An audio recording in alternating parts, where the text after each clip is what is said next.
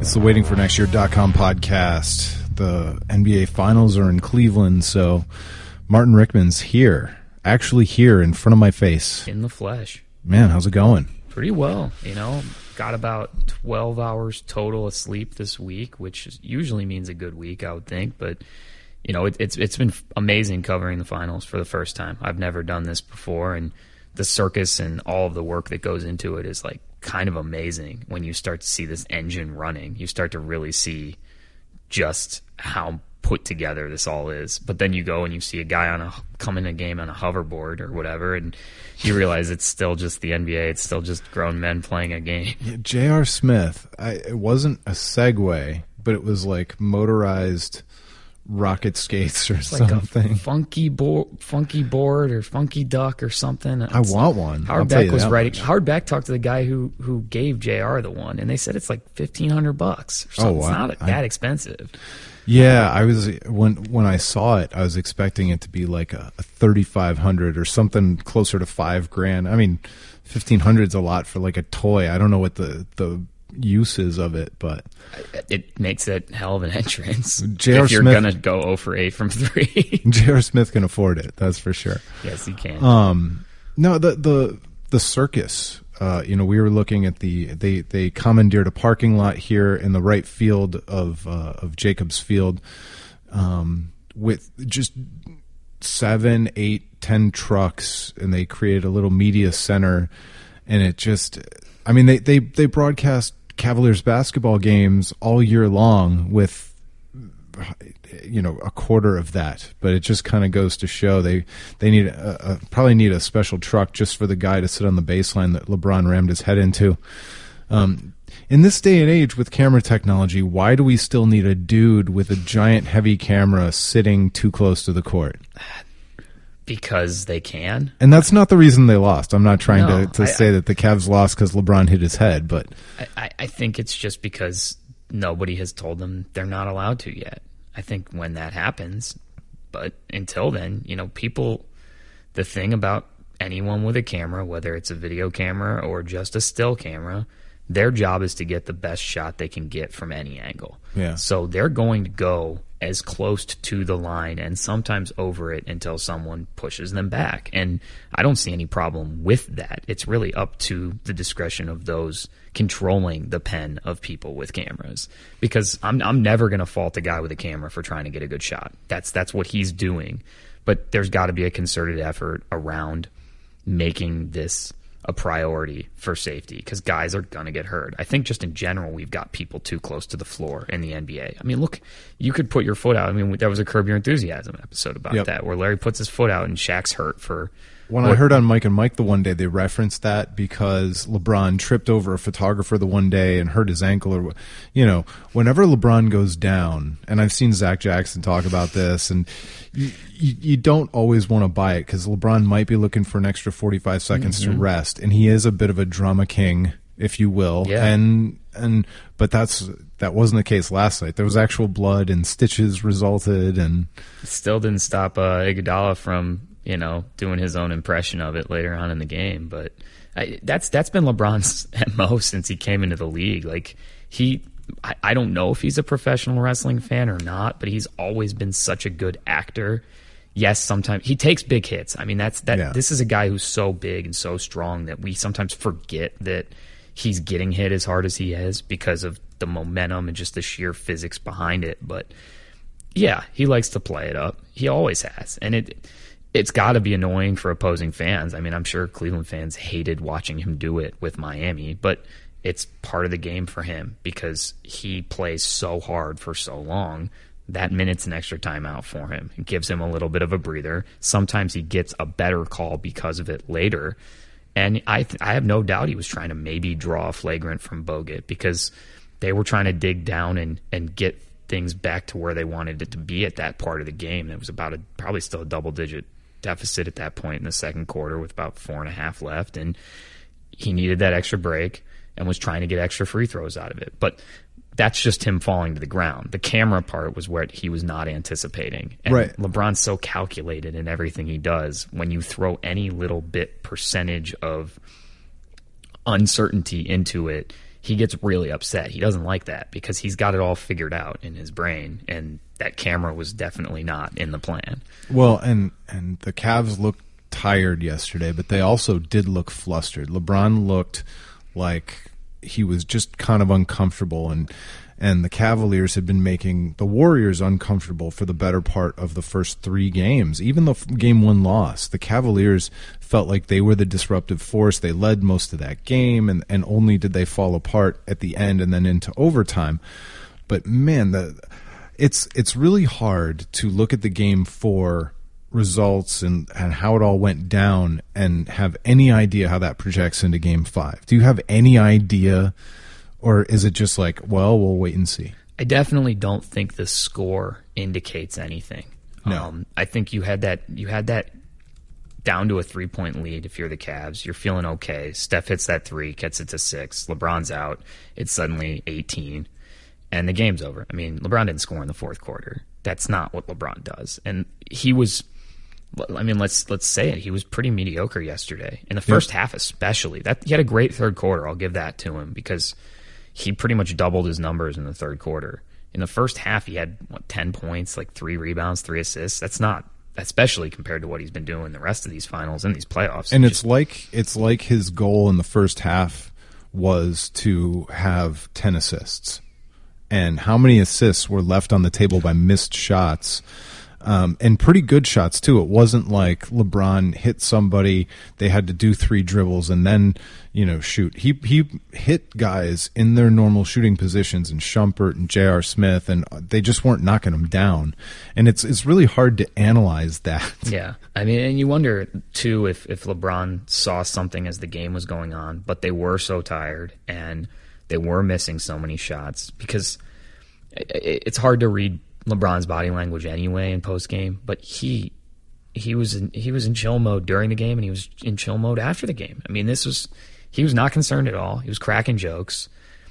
He said that it was more challenging to go to Boston down 3-2 when he was with the Heat than going into Game 5 about Golden State. And you want to look for bulletin board material. That's the closest thing we've had to that in this entire series, because people have been really trying hard to toe the line. So is he pacing himself like a marathon runner? Is that even possible? With LeBron's training regimen, yeah, it's absolutely possible. But you hate giving away a game at home, and that's what's going to hurt for Cleveland fans, is you don't want to see that. You absolutely don't want to have this be a situation where Cavs fans think, oh, we could have been up 3-1, and you don't give away games in a 7-game series. But LeBron even tries to say that. He tries to deflect by saying, no, we didn't give it away. They missed shots, and we were tired, and all these other things that are factoring into it. And that is definitely too. I mean, the Cavs are not going to shoot 12% from 3 in any other game. They're just not. And if they are, then they don't deserve to win this series anyway. Right. So maybe there's something he saw with that small lineup they weren't able to exploit in game.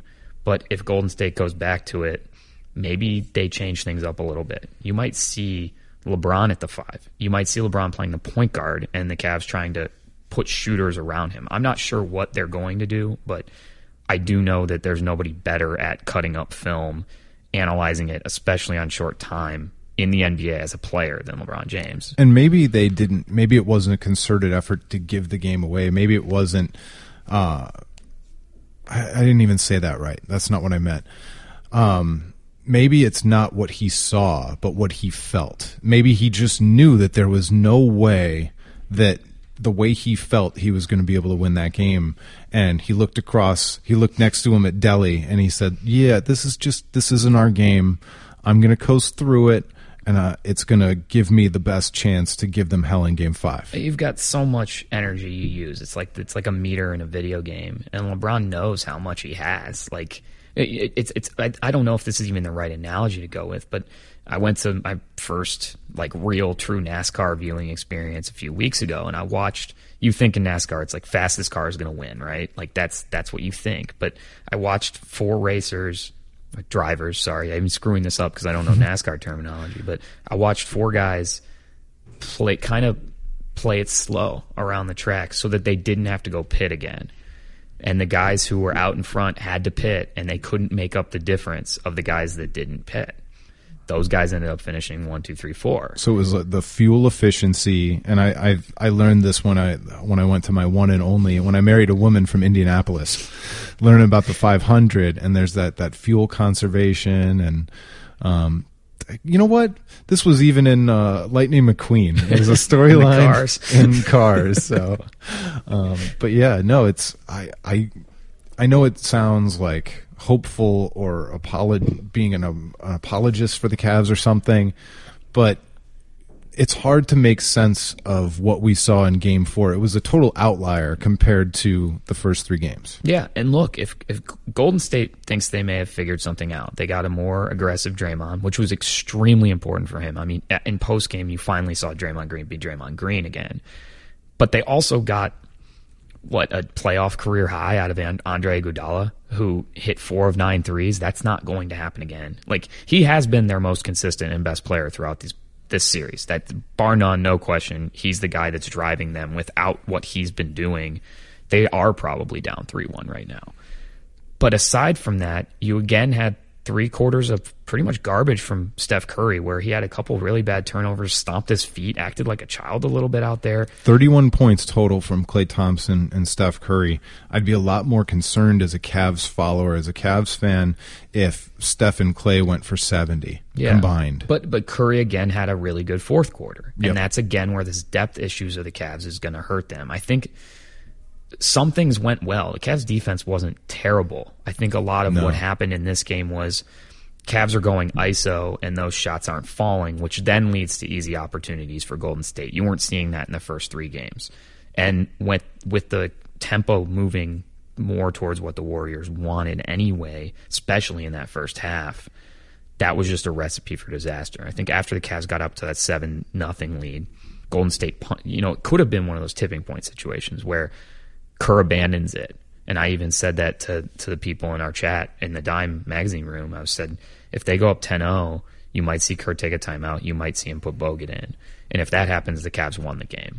But he stuck with it. They answered right back, and then they took the lead. And that tempo got away from the Cavs. And they can't do that on top of missing shots because they're not able to play the tempo that they want to play. And you're getting a mediocre game from LeBron, which it's so funny to say that a mediocre game from LeBron is 20, 12, and 8. But at this stage in the finals, with what he's being expected and asked to do for him, that's not good enough. And he knows it. He knows that's not good enough. Yeah. No, it's so weird where our sports analysis, even to this day, as sophisticated as we've gotten, is still so much dependent on outcomes. And really, the only thing these teams can ever really control is their process and be hyper aware of their process and trying to do things the best way that they think they can do to accomplish that final outcome. But then we use that outcome, even if it was luck or whatever and it came down to the last minute, we use that outcome to revalidate everything along the way. Yeah. And so good or bad. The 7-0 run to start the game would seem to point to the fact that maybe that starting lineup change was the wrong move. But because Golden State wins in the end, all of a sudden it's genius. And I don't know what it is or it isn't. I do know it's something that Kerr needed to do. Yes. To get the tempo where they wanted it, to get things back in their pocket to where they had control. That was something that was available to them that the Cavs don't have. And you heard those questions asked repeatedly in postgame.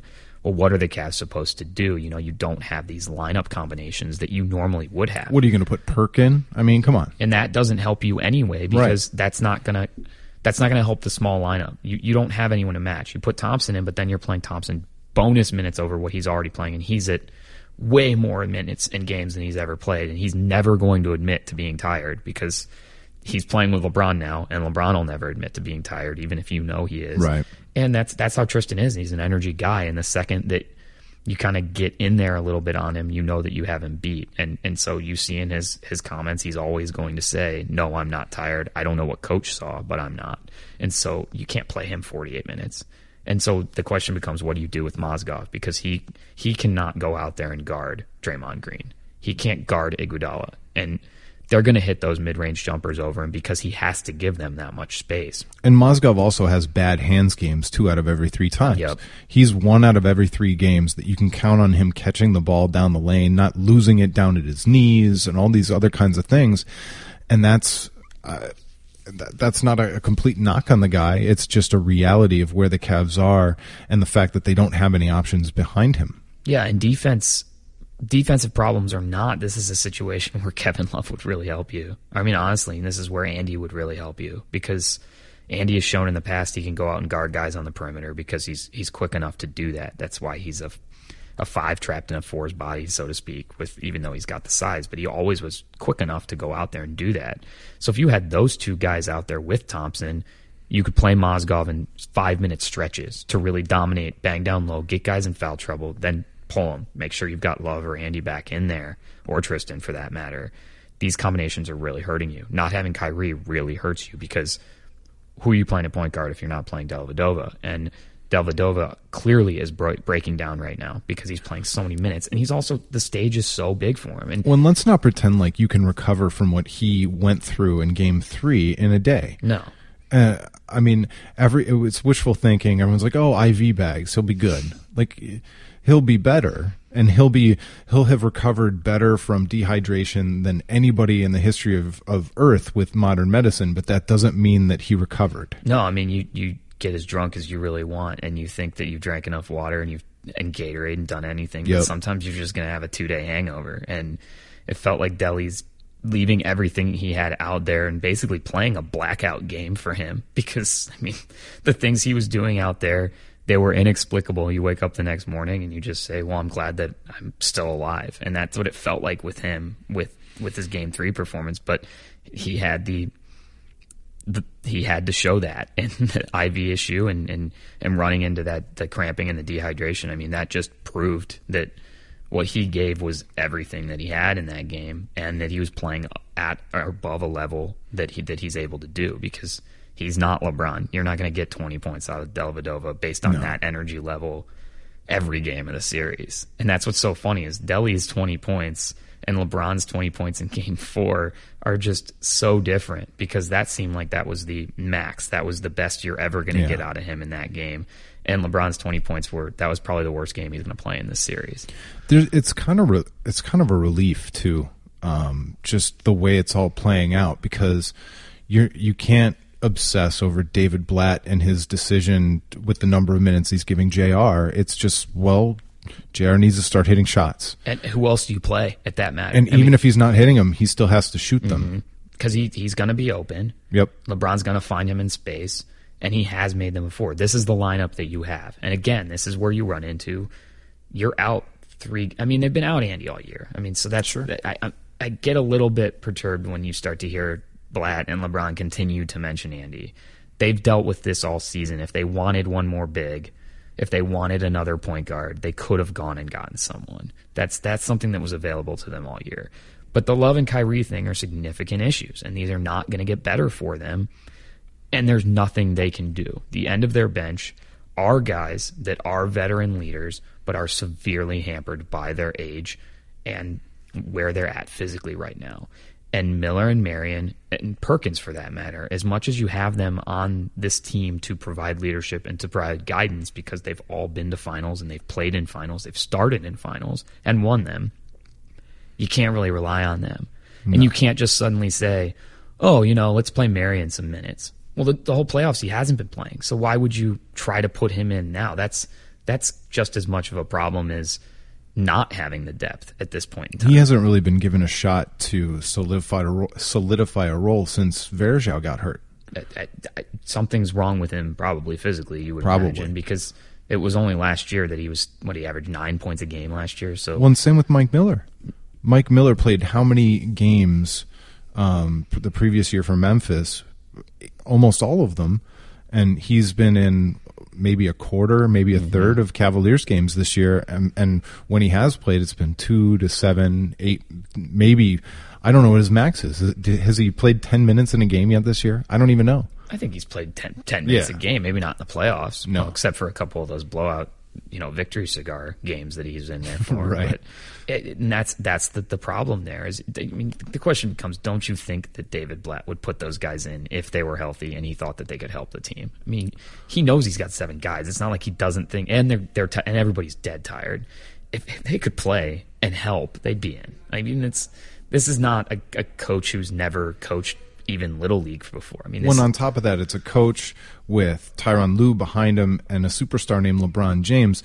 If Mike Miller should be playing and LeBron knows that he should be playing, he would be playing, not because David Blatt's some pussy who gets rolled by his best player, but because he's got the best player in the world. If the best player in the world thinks that he'd be better off with this teammate who's on the bench on the court, you'd let him try it. No, for sure. I mean, that's the situation. You're stuck with what you've got, so you're gonna play JR, and you're gonna hope that he starts hitting them. I mean, maybe LeBron can get him to show up to the arena at 7:30 in the morning, like they did in the Boston series, and get him back on track. Or was that Chicago? The Chicago series. I don't know. We haven't seen a JR game. I don't know if we're going to see one. He just doesn't look like he's got it. And the problem is this is all happening at the same time with Shump being severely hampered by that shoulder. Well, and this is the cool thing about LeBron, because let's not pretend like we're going to get – I keep hearing people say, well, LeBron hasn't had a good shooting game yet this playoffs. One of these days. No. Probably not. Probably not going to see it one of these days. He's shooting 30 times. LeBron doesn't shoot 30 shots. Yeah. So if LeBron is shooting it 30 times – it doesn't mean that he's going to then hit 15 of those. He's never going to have that hot game. He'll maybe shoot a little bit better from outside in a particular game, but it'll be early before he's worn himself down, forcing the issue inside and beating himself up, because you lose your legs, you lose your arms. You don't get to do things without trade-offs. And let's not pretend that he's rested enough to have a great shooting night. Like, he's playing 45 minutes a game. Like, he's not going to have that. So you can hope James Jones has one. You can hope J.R. Smith has one. And you can hope LeBron gets to the free throw line enough and actually hits enough of them to make a difference, to make up for the missed shots that LeBron's going to have. I am fine. I'm 100% fine with him, having these 15 for 34 nights. But he needs to have help. He's got to have guys, when he puts them in those situations, actually hit those shots. And they didn't do it in game 4. And there's something really fulfilling about this run, though. Even though the Cavs are hampered and everything else, it's like the bad taste in Cleveland fans' mouth with the way LeBron left and everything else was the way that Boston series seemed like he just kind of quit. And there's no way you can come out of this series, even with the game 4, the way they looked, there's no way you can come out of this series thinking that the Cavs gave any less than everything. And that is so key to the mentality of the fans and the team on a going forward basis. I'm not saying that we don't want them to win, but it doesn't feel like they're pulling any punches. There's nothing they're leaving on the table. I sent this text to someone yesterday. I really did that. This might be the most fulfilling Cleveland team that I've ever watched, as in the time that I've been around Cleveland teams. So it's probably the last 15 to 20 years or so, whatever. But because of how they play, because of what they've been able to accomplish. I mean, you want them to win this thing, obviously, because that becomes the story, that becomes the legend of this first Cleveland team to win it the way that they're doing it. But regardless of that, I mean, there have been teams that have made the finals before in Cleveland sports, or have gotten close. And none of those, I mean, even those really fun Indians teams, even the Cavs team in 2007, even the Indians team that just was so close, Right. None of them felt like this.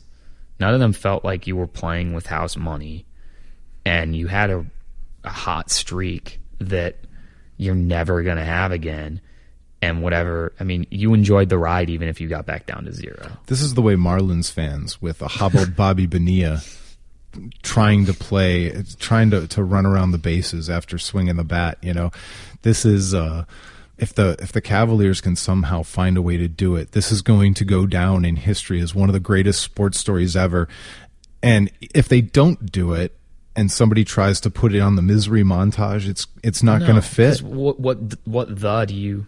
Yeah. What's your word that you use? Well, Jim Rome suggested the grit? Like what? The kneecap.